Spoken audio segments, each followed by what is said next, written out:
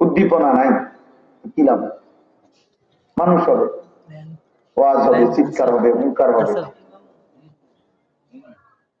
হাসবে, কাঁদবে, সবই হবে, কিন্তু আপনি তো পাথর। হাসুক আর কাঁদুক, চিৎকার দোক আর ধমক দোক, হুঙ্কার দোক, আপনি তো নড়বেন না। আপনি তো সিদ্ধান্ত নিয়ে নিছেন গুনার উপরে আপনি বুঝবেন, তাই তো হবে না।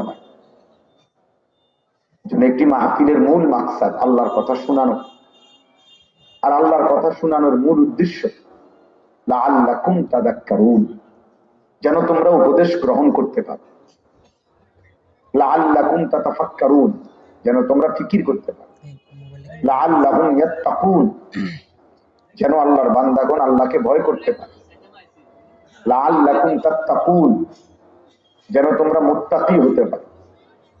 এসব কোরআন শরীফ আল্লাহ বলছে।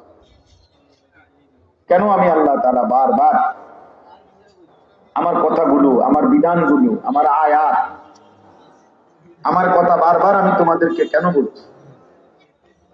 আখিরাতের কথা কোরআনে বারবার আছে, কিয়ামতের কথা কোরআনে বারবার আছে, একই কথা। অথচ ওই জায়গায় ইচ্ছা করলে নতুন কথা বলতে পারি, কিন্তু সেটা না। বান্দার জন্য যা প্রয়োজন তা একাধিকবার বলছে। কোরআনুল কারীমের মধ্যে তিনটা আলোচনা, মূল আলোচনা, তাওহীদ, রিসালাত, আখিরাত। আল্লাহ তাআলার একত্ববাদ, লা ইলাহা ইল্লাল্লাহ, আর দ্বিতীয় হলো রিসালাত,